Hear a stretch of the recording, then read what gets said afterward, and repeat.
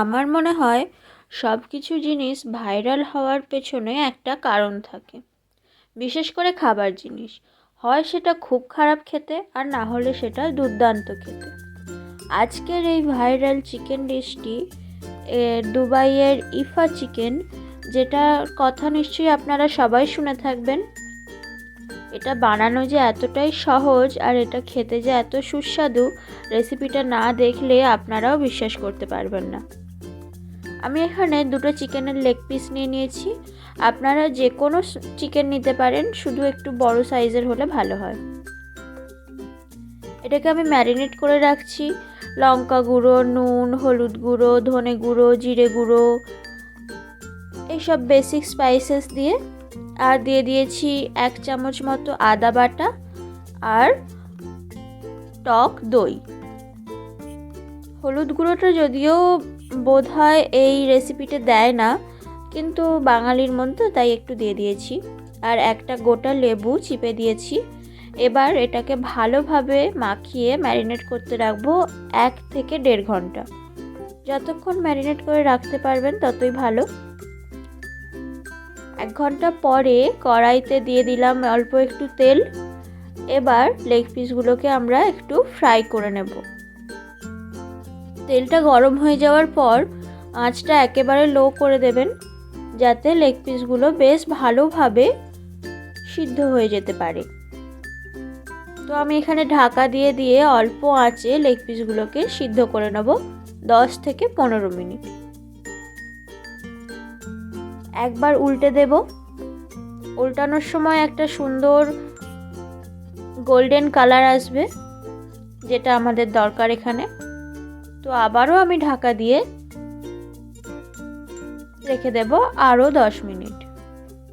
মানে চিকেনটা যত তাড়াতাড়ি, যত ভালোভাবে সিদ্ধ করা যায় আর কি।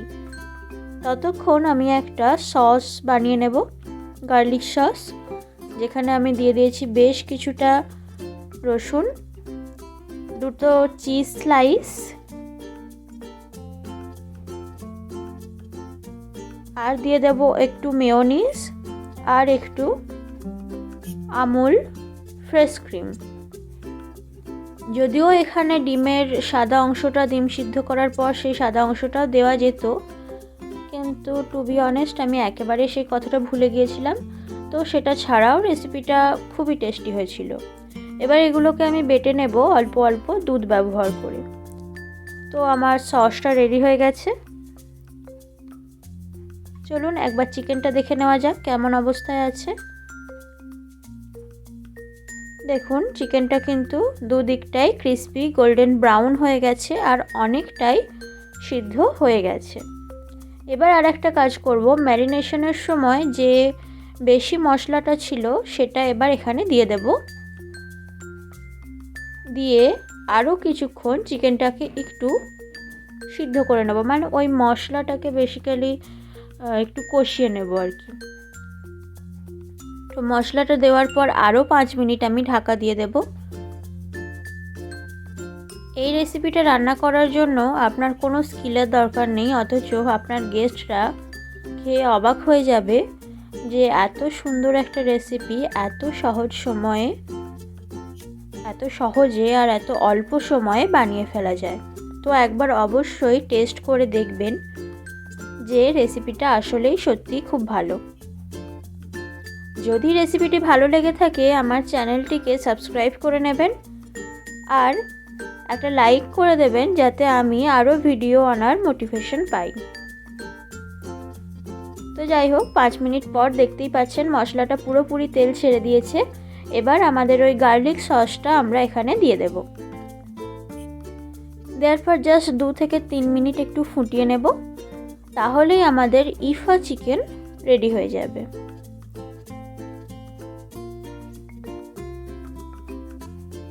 আচ্ছা, আপনারা চিকেনের কোন প্রিপারেশনটা সবথেকে বেশি ভালোবাসেন সেটা আমাকে কমেন্ট করে জানান তো। আমি এর পরের ভিডিওতে সেটা বানানোর জন্য ট্রাই করে দেখব।